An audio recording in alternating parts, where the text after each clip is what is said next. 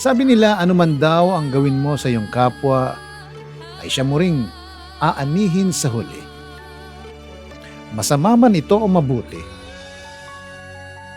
Paano kung sa isang kasamaang nagawa mo ay tripleng karma pala ang maging kapalit nito? Paano ka pa makakabawi sa huli? Dear Papa Van, tawagin niyo lang akong Miraros. Tubong Isabela. May angking kagandahan kahit na nung nagsisimula palang umusbong ang pagkadalaga ko. You might find me GGSS o gandang-ganda sa sarili, Papa Van, pero ganito na talaga ako. Sadyang alam ko lang kasing dalhin ang sarili ko sa lahat ng pagkakataon. Ito na rin ata ang dahilan kung bakit marami akong kaibigan. Kasi nahahawa ko raw sila sa strong personality ko. Bukod sa pagiging maganda, ay maingay din akong tipo ng tao. I hate dull moments whenever I'm with my friends. I wanna be the source of good vibes kapag kasama ko sila. At sa tuwing may konting hindi pagkakaintindihan between them, I make sure na hindi natatapos ang araw na hindi kami okay lahat. Siyempre may mga pagkakataong ako rin ang nagtatampo sa kanila. Tao lang din naman ako. But as a positive person, hindi ko na pinatatagal yung tampong yun. Dahil mas pinahahalagahan ko yung samahan kaysa sa sarili kong kadramahan. Nakakapangit daw kasi yun kaya, ay nako, iniiwasan ko talaga, Papa Van, ang negative vibes na yan. Hindi naman siguro halata na extrovert akong tipo ng babae. I love being with different kinds of people. Kasi I do believe na lahat ng dumadaang tao sa buhay natin may serve as a blessing or a lesson in life.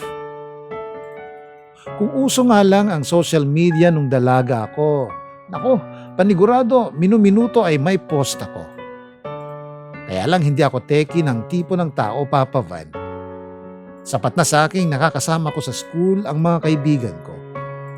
Kahit wala pa kami mga gadgets noon ay nakakapag-enjoy pa rin naman kami gamit ang musika. May taga-gitara habang kabilang naman ako sa magaling kumanta. No gadgets, no internet. Just pure fun. Yan ang tanging ganap namin noon. Sama-sama. Basta, happy lang. Naging masayahin ako, Papa Van, dahil na rin siguro sa mga magulang ko. Positibong tipo ng tao rin kasi sila. Lalo na si tatay na hindi pa man nagbibiro ay matatawa ka nang talaga sa pagmumukha niya. Halos hirap kaming huminga ni nanay sa katatawa kapag si tatay na ang bida.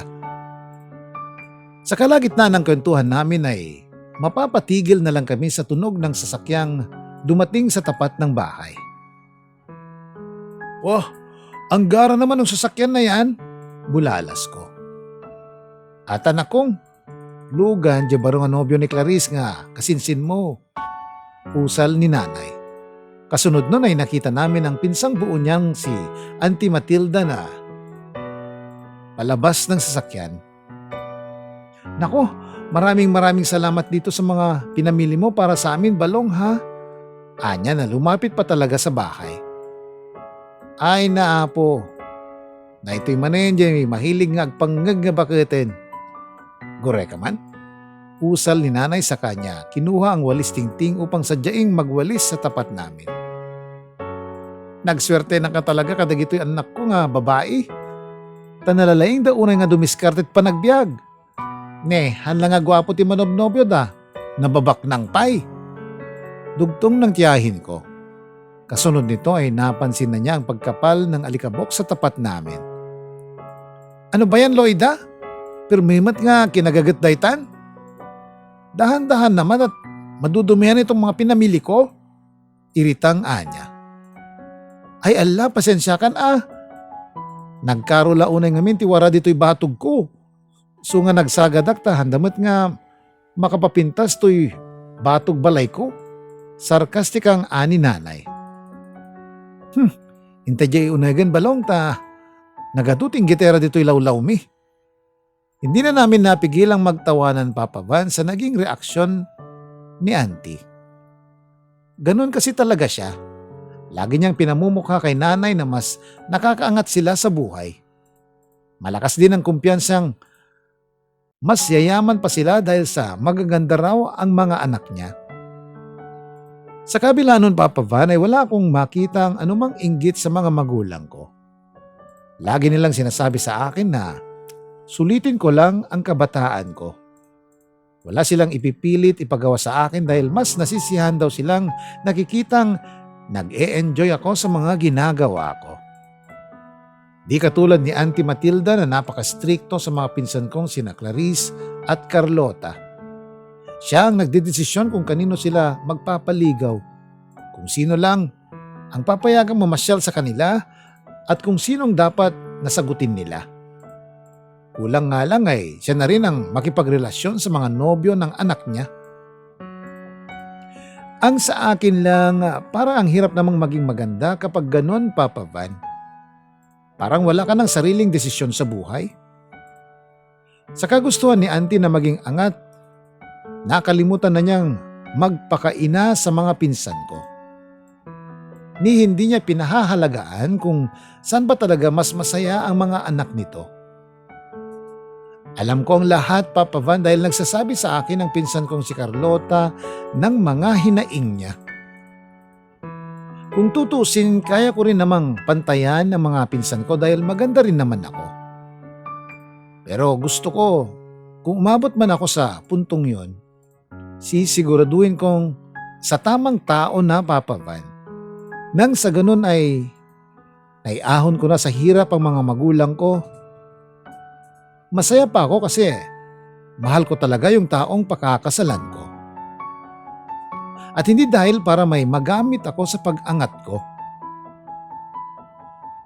Sa tanan ng buhay namin sa baryo na tila nagmistulang kompetisyon ang lahat para sa tiyahin ko, inabala ko na lang ang sarili ko sa pag-aaral ng mabuti. Yun kasi ang laging bilin sa akin ni tatay, na mas mahalaga ang may pinag-aralan. Dahil yun ang talagang susi namin tungo sa maginhawang buhay. Mas may tuturing pa rin daw na karangalan sa kanila ang makita ang pangalan kong nakasulat sa diploma. Balang araw, masasabi mo ring tama ako anak, na mas pinili mong pagbutihin ang pag-aaral mo kaysa sa ano pa man, ani tatay. Ay sus, kitang tanto mantilay nga daytang anak yo. Ibagaklatan. Baka umununa kami tupay nga bumaknang kinyayo. Kantsaw ng tiyahin ko na dinedman na lang namin. Pero hindi natutulog ang Diyos, Papa Van. Dahil unang araw ko sa trabaho nang malaman ko kay Carlota na buntis ang ate niyang si Clarice. Nalungkot ako para sa pinsan ko. Masama ang loob ko sa tiyahin ko. Pero kailanman ay hindi ako naghangad ng hindi mabuti para sa kanila. Napilitan daw huminto si Clarice sa pag-aaral dahil sa kanyang pagdadalang tao. Ang masaklap pa ay tinakbuhan lang siya nung lalaki. Sa kabila ng nalaman namin ay nanatili kaming tahimik Papa Van. Wala silang narinig na pangungutya mula sa amin dahil hindi naman kami ganung klaseng tao. Kaso hindi ko akalaing hindi pa pala doon magtatapos ang kayabangan ng tiyahin ko. Kapag naipanganak mo na yan, maghanap ka ng lalaking bubuhay sa inyo. Tapno makabawi ka, may teatrasong kanyak. Magkaanak ka man, mas maganda ka pa rin naman sa mga pinsan mo sa tabi-tabi. Dinig naming anya dahilan para mapailing na lang kami ni nanay. Hindi naging madali sa akin ang sunod na chapter ng buhay ko, Papa Van. Dahil kinailangan kong humiwalay sa mga magulang ko. May nakita kasi kaming job hiring ng mga kabatch ko sa dyaryo. Sa Taguig City ito kaya Agad na kaming lumuwas for the preliminary interview. Nakapagkalat na kasi kami ng resume namin. Maswerte namang nakuha ako as assistant manager. May kalakihan ng sahod kaya tiniis ko na lang para kina nanay at tatay. Hindi nagtagal ay dumating na rin ang lalaking sagot sa panalangin ko, Papa Van. Siya si Sir Bien. Matanda sa akin ng 10 years, pero hindi halata sa dating niya. Nakilala ko siya sa hotel na pinapasukan ko. Siya ang punong abala noon sa pagpa-facilitate ng venue sa gaganaping symposium ng agency nila. Hindi siya kagwapuhan, Papa Van, pero malakas ang dating. Malinis siyang tingnan. Kaya nagmistulang gwapo na rin siya para sa akin. Nung una, kaswal lang ang naging pag-uusap namin. Napakadali niyang katransak at walang masyadong demands, di tulad ng iba. Agad niyang naintindihan ang pagkakadiscuss ko sa mga inclusion ng rates namin sa hotel. Sa abot ng aking makakaya ay na-provide ko naman lahat ng kailangan ng office nila sa naganap na symposium. May mga times nga lang na naiilang ako sa tuwing nagbabanggaan kami sa tingin. Relax ka lang sir, play it cool po. Text ko sa kanya nang mapansin kong aligagana siya sa video presentation ng team nila. Thanks. Bawi ako kapag di na busy. Reply niya dahilan para matigilan ako. Babawi? Ano naman kaya yon? Takang usal ko sa aking sarili. Sa awa ng Diyos ay naging maayos naman ang kinalabasan ng lahat. Kaso hindi ko inaasahang seryoso pala si Sir Bien. Sa sinabi nitong babawi siya sa akin. Inaya niya akong mag-lunch out kinabukasan, Papa Van. Nahiya pa nga ako noon dahil sinundo pa talaga niya ako sa hotel gamit ang magara niyang sasakyan. Para akong lumulutang noon dahil maraming nakatingin sa amin habang pinapayungan niya ako sa aking paglabas sa lobby. Nakisama na lang ako sa kanya ng maayos dahil alam ko namang ginagawa niya lang yon para makabawi sa pag-assist ko sa event nila. Pero nagkamali ako, Papa Van. Dahil nasundan pa nga ng nasundan ang pag-aaya niyang kumain sa labas. Hindi ko naman siya mahindian dahil napakabait niya. Napaka-gentleman at maalalahanin. Natutuwa lang ako sa paraan ng pagkikipag-usap niya sa akin. Yun bang makikita mo talaga sa mga mata niya na interesado siya sa bawat sinasabi ko. At dahil nga sa madalas na paglabas namin ay mas lubusan ko na siyang nakilala. Nakwento niya sa aking anak siya ng single mom kaya naging determinado siya lalo na sa buhay. Nagsumikap makapagtapos at makapasok sa ahensyang kinabibilangan niya. Engineering ang tinapos niya at naging promising din naman ang karir niya. Simple lang ang pangarap niya, Papa Van. Yun ay ang magkaroon ng sariling pamilya. Yun din marahil ang dahilan kung bakit naging determinado rin siyang mapasagot ako. Hindi ako nahirapang mahalin si Bien dahil sa pinakita niyang kabaitan sa akin. Umabot na nga ako sa mga sandaling siya na lang ang tumatakbo sa isip ko. Siya na lang ang gusto kong makita sa mga araw na dumarating. Isa pa ay malaking bagay kasi sa akin kapag honest ang isang lalaki. Hindi niya kinailan na marami ng babae ang nagdaan sa buhay niya.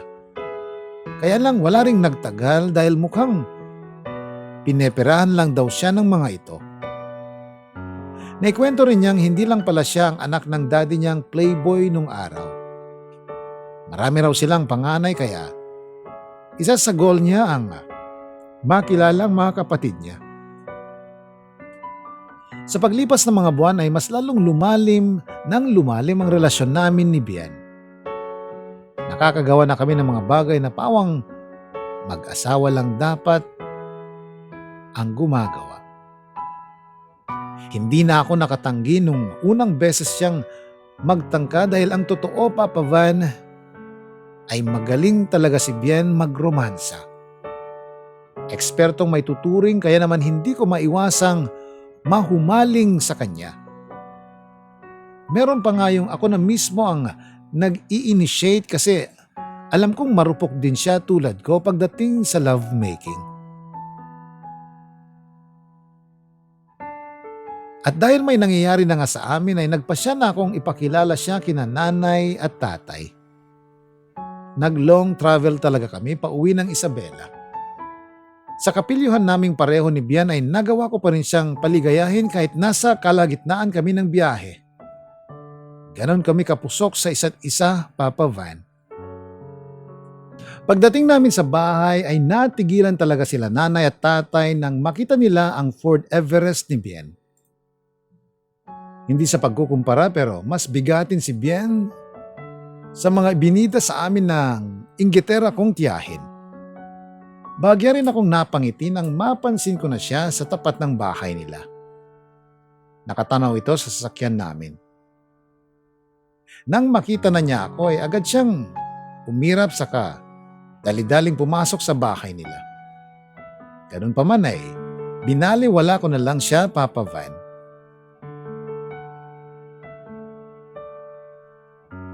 Naging maayos naman ang paghaharap ni Bien at ng mga magulang ko. Ganun na lang ang gulat ko nang banggitin ni Bien na willing daw itong pakasalan ako sa lalong madaling panahon. Bagay na labis namang kinatuwa nila nanay at tatay. Dahil sigurado na rin ako sa relasyon namin, Papa Van, ay pumayag na nga akong magpakasal sa kanya. Naging enggrande ang kasal na talaga namang dinaluhan ng nakararami sa amin. Hindi nakadalo ang tiyahin ko pero nagparating naman ng pagbati ang mga pinsan ko sa text.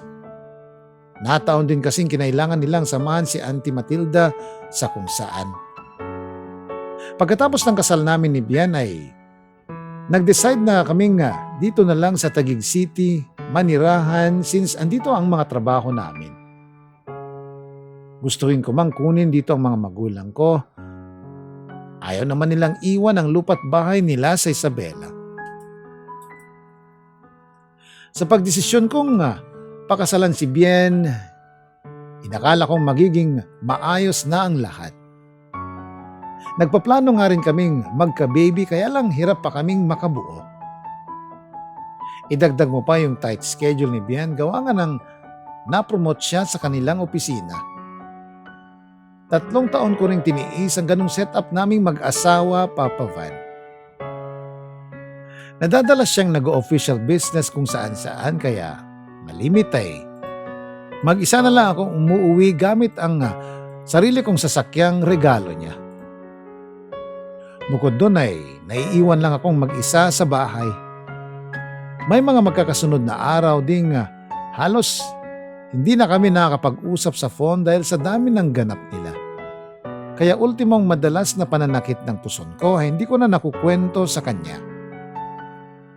Hanggang sa naging close kami ng workmate kong si Jill sa hindi inaasahang pagkakataon. Mas bata siya sa akin pero kung mag-alala para sa akin ay animoy tatay ko lang. Lagi kasi nitong nakikita na namimilipit ako sa sakit ng puson ko. Okay ka lang ba? Gusto mo, dalhin na kita sa ospital? Tanong niya. Ayos lang ako. Baka malapit na ako kaya sumasakit. Pagtutukoy ko sa buwan ng dalaw ko. Ganun ba? Kung kailangan mo ng kasama, tawagan mo lang ako ha? Anya pa na sobrang na-appreciate ko naman.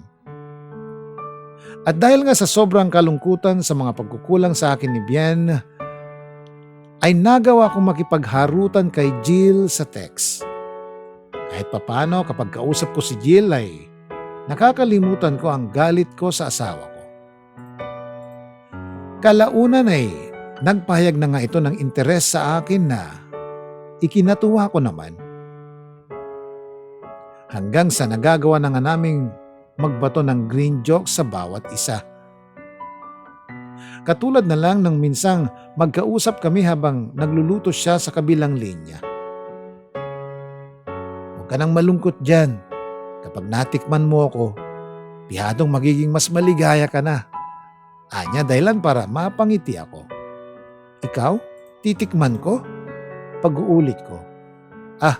Ang ibig kong sabihin, itong luto ko. Pagdadahilan niya na agad ko namang nakuha.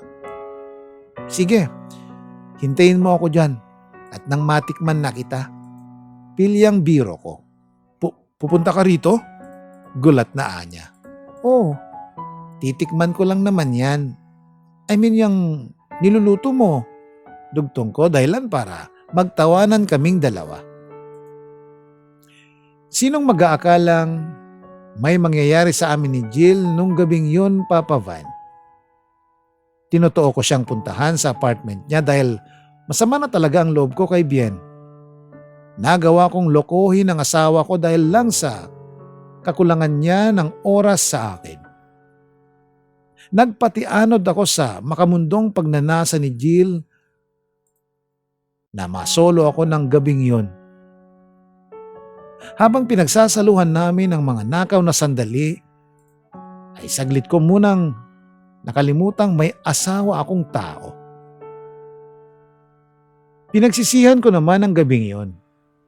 Kaya lang, kinailangan pang maulit ng 3 beses bago ako tuluyang matauhan. At yun ay nang malaman kong may malubha na pala akong karamdaman, Papa Van. Imbes na fetus kasi ang makita ng doktor sa matres ko ay malignant na cyst ang natagpuan niya. Kumalat na rin ang ilang cancer cells sa katawan ko kaya kinailangan ko nang dumaan sa chemotherapy. Sabi ng doktor, maswerte na raw ako kung umabot pa ng 10 buwan ang buhay ko. Hindi totoo yan. Doktor ka lang. Hindi ka Diyos. Wala kang karapatang taningan ako. Hindi ko maiwasang mag-hysterical nung oras na yon. Mabuti na lang at napakalma pa ako ng asawa ko, Papa Van. Nakonsensya pa ako dahil nung mga sandaling yun ay si Bian lang ang nasa tabi ko. Umuwi talaga siya para samahan ako sa pagpapacheck up. Hindi siya nagkulang sa pagpaparamdam ng malasakit sa akin. Sa nalaman ko ay biglang nabura ang lahat ng sama ng loob ko sa kanya. Gumaang muli ang loob ko dahil kahit papano ay nakakabawi na siya. Dahil sa kondisyon ko ay pinahinto na niya ako sa trabaho. Tama na rin siguro yun para tuluyan ko nang maiwasan si Jill. Hindi tama ang lahat ng namagitan sa amin, Papa Van. At sa nakikita kong pagmamahal sa akin ni Bien, parang hindi tamang gantihan ko ng pagtataksil ang simpleng pagkukulang niya. Para hindi ako lubos na malubog sa lungkot ay nag-invest pa talaga ang asawa ko sa pagpa-franchise ng isang coffee shop. Yun ay para may negosyo raw akong pagkakabalahan sa aking pagpapagaling. Dahil sa mga pinapakita niyang kabutihan sa akin ay tama lang talaga ang desisyon kong iwasan na si Jill. Hanggang sa muli ko na namang naalala ang tungkol sa sakit ko. Panginoon, kung ito man ang kabayaran sa nagawa kong kasalanan sa asawa ko, humihingi po ako ng tawad. Huwag niyo sana akong parusahan. Pagkat nagsisisi na po talaga ako, usal ko sa aking isipan. Hindi ko namalayang kanina pa pala may sinasabi sa akin si Bien. Love, narinig mo ba ako? Tanong niya. Ah? Ano nga ulit yun? Sorry love. Lutang na tanong ko. It's fine, I understand. Ang sabi ko, let's just keep the faith. I-claim na natin ang paggaling mo, okay? Anya sabay higpit ng pagkakahawak sa kamay ko. Noong mga sandaling yun ay gusto ko nang aminin sa asawa ko ang lahat ng kasalanan ko. Nang sa ganun ay makahingi na rin ako dito ng kapatawaran. Kaso, hirap ako. Lalo na't alam kong maaaring ikadurog ng puso niya ang sasabihin ko. Mula nang nalaman namin ang kondisyon ko ay hindi na nawala sa tabi ko si Bien.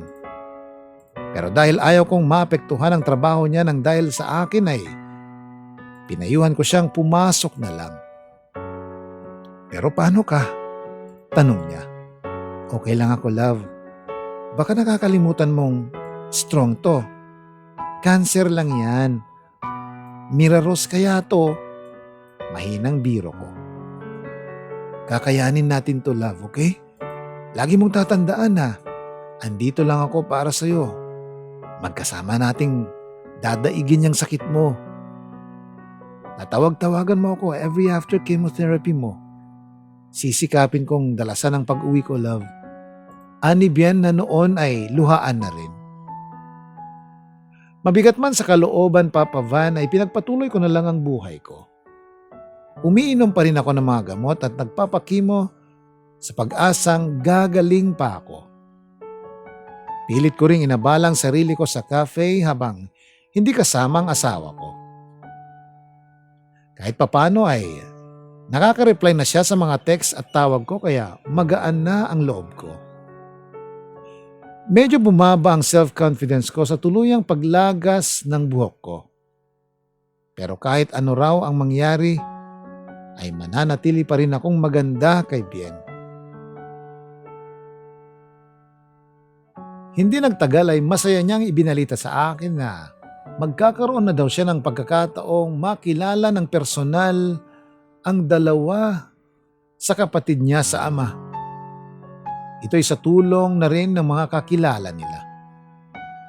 O siya, sige na, magpahinga ka na muna at parang inaantok na yung mga mata mo.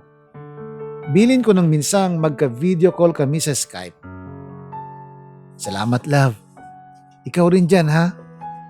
Sobrang namimiss na kita. Mag-iingat ka rin sana dyan.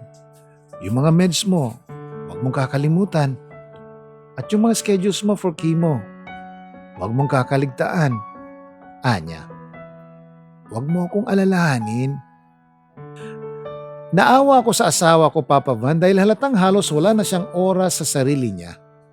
Kaya naman naisipan ko siyang puntahan na lang sa Tanay Rizal upang sa ganun ay mapaglingkuran ko naman sana siya. Bukod sa marunong naman na akong magmaneho, hawak ko naman ang oras ko dahil sa negosyo ko. Kinabukasan ng hapon ay gumayak na ako. Nagdala pa nga ako ng mga ekstrang damit niya. Nagawa ko pa namang i-text dito yung pagpunta ko sa kanya. Kaya lang, bigo siyang replyan ako. Nang subukan ko siyang tawagan ay unattended naman. Marahil ay walang signal sa kanila. Yun daw kasi kadalasan ang problema niya. Ganun pa man ay inintindi ko na lang. Nang makarating ako sa tinutuluyan niyang apartment, ay agad kong natanaw na may kausap siya sa phone niya. Nabuhayan ako ng loob dahil may signal na siya. Kaso nang subukan ko siyang tawagan ay unattended pa rin siya, Papa Van. Paanong out of reach ang number mo? Tapos may kausap ka ngayon. Usal ko sa aking sarili habang nakatanaw ako sa kanya sa di kalayuan. Nang nakita ko siyang sumakay ng sasakyan ay naisipan kong sundan siya sa paroroonan niya. Ganun na lang ang pagtataka ko, Papa Van, nang mapansin kong ibang daan ang tinahak niya. Hindi ito patungo sa opisina nila. Siguro may lalakarin lang siya saglit, usal kong muli. Ganun na lang ang pagtataka ko nang pasukin niya ang isang bahay. Sa loob ng garahe ay sinalubong siya ng isang babaeng malayong mas bata sa amin. Sa tansya ko ay mas bata ito ng 15 years sa asawa ko. Naka-mini short at sandong hapit. Sino kaya to? Magkausap pa lang sila noon nang maalala kong nabanggit niya sa akin ang pagkikita nila ng dalawa sa kapatid niya sa ama. Baka isa na nga ito sa tinutukoy niya. Wala akong kakaibang nararamdaman noon dahil sobrang laki talaga ng tiwala ko sa asawa ko, Papa Van. Hanggang sa matanaw ko na nga ang pagpulupot ng mga bisig ng babae sa leeg ni Bien. Kasunod nun ay naghalikan na sila sa labi, bagay na halos hindi ko kinaya. Naluha na lang ako sa sobrang sama ng loob sa katotohanang niloloko na pala ako ng asawa ko. Wala akong kamalay-malay dahil wala naman akong nakitang senyales na may iba na siyang babae. Walang nabago sa pagpapakita niya ng malasakit sa akin at kapag magkausap kami ay dama ko pa rin naman yung pagmamahal niya sa akin.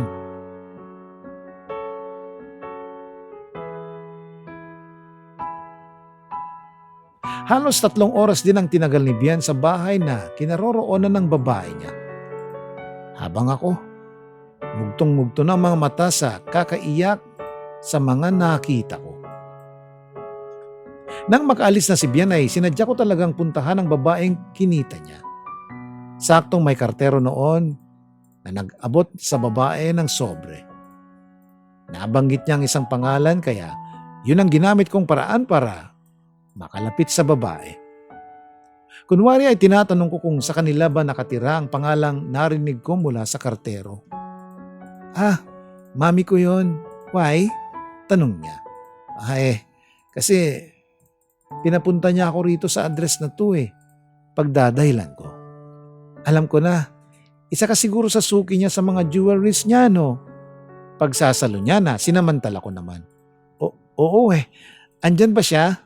Wala Nakakainis nga kasi naiwan niya yung phone niya.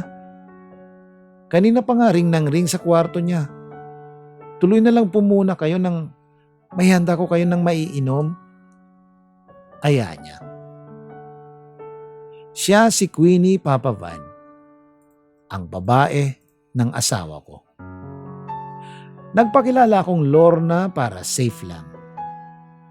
Sa aking pananatili sa bahay niya ay nagawa ko pang makipagkwentuhan habang hinihintay ko kuno ang mami niya. Hindi naman ako nahirapan dahil mukhang madaling makagaanan ng loob si Queenie. Nang mapansin niyang nakabalot ng tela ang ulo ko ay inusisa niya to. May sakit kasi ako. Cancer sa ovary. Naluluhang kwento ko. "Oh, I'm sorry to hear that." Anya. "It's okay, but I'm good now. Thanks to my husband na laging andyan para sa akin." Usal ko. So touching. Sobrang mahal na mahal ka siguro ng asawa mo, ate. And I'm sure, nahihirapan din siya ngayong tanggapin ang kalagayan mo. Oo.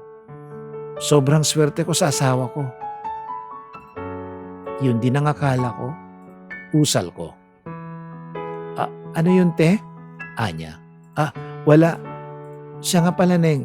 Salamat sa pagpapatuloy mo sa akin, ha? Sabi ko sabay hawak sa kamay niya. Wala po yon. Hindi rin naman ako busy. Kaya naasikaso ko pa po ang mga bisita. Tulad na lang ng boyfriend ko kanina. Anya dahilan para matigilan ako sa sinabi niya. Napakaswerte sa'yo ng boyfriend mo, Neng, kasi sobrang bait mo. Puri ko sa kanya. Ganon din naman ako sa kanya, te. Sa totoo lang, hindi biro ang sitwasyon namin. Pero handa akong magtiis. Alang-alang sa pagmamahalan namin. Hindi biro? Bakit mo namang nasabing hindi biro? Usisa ako. Matagal na kasi naming planong magpakasal kaso sa sinabi niya ay tila ba may patalim na bumaon sa aking dibdib, Papa Van. Kaso, hindi na ako makapaghintay noon sa karugtong ng sasabihin niya. Kaso kasal pa sila ng asawa niya. Matagal din ako naghintay sa pagpa-file niya ng annulment. And I can say now na worth it lahat ng paghihintay ko. Worth it? Bakit naman? Muling tanong ko. Kasi finally, after 10 months, ay pwede na raw kaming magpakasal. Magiging malaya na raw siya dahil gagawan daw niya ng paraan na mapabilis yung annulment nila. Halos hindi ako makapagsalita sa mga sinabi niya, Papa Van. Gustong-gusto ko nang magalit sa babaeng kausap ko. Ang sampalin siya sa paninirang ginagawa niya sa relasyon namin ng asawa ko. Gusto na rin bumalong ng luha sa mga mata ko noon pero pinipigilan ko lang. Sa pangamba kong baka mahalata niya ako. Hay, gano'n ata talaga kapag in love.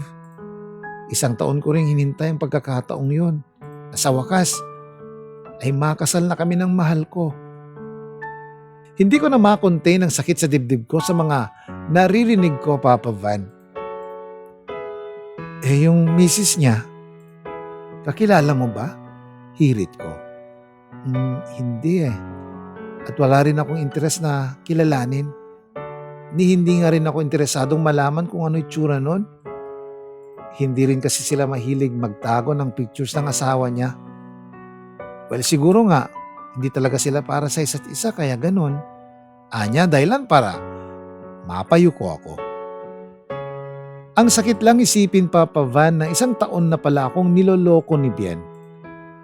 At ang pinakamasakit, pinangakuan pa niya ng kasal ang babae niya pagkatapos ng 10 buwan. Parehong bilang ng buwan sa binigay sa aking taning ng doktor. Dahil hindi ko na kinakaya ang lahat, ay nagpaalam na ako kay Queenie.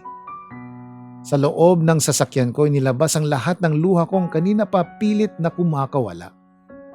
Nagsisigaw ako sa labis na galit. Hindi ko alam kung paano ko haharapin si Bien pagkatapos ng lahat ng mga nalaman ko.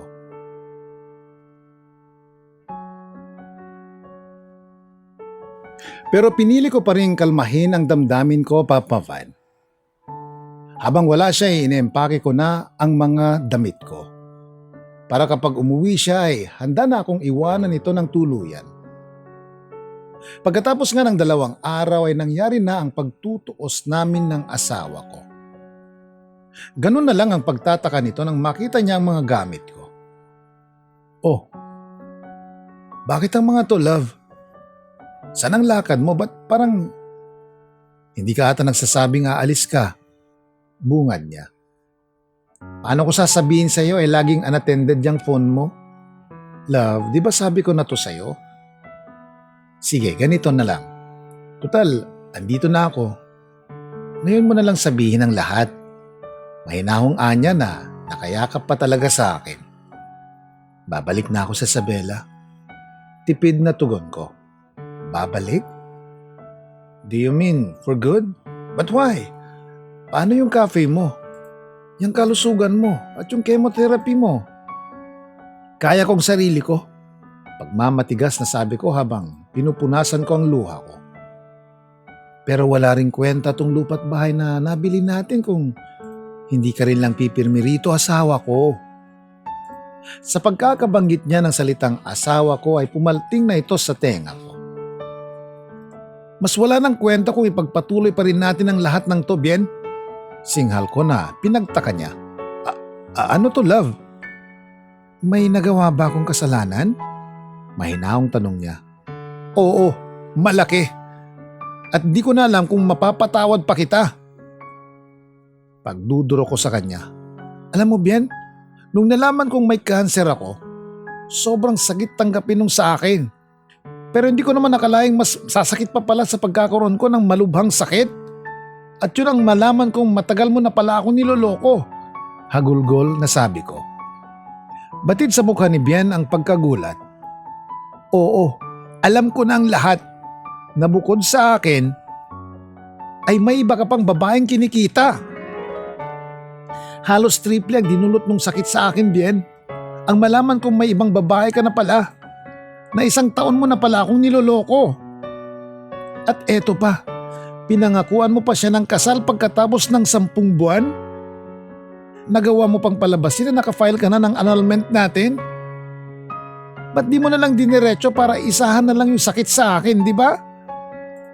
Napakakasalan mo na siya pagkatapos ng 10 buwan dahil by that time, patay na ako bilang asawa mo.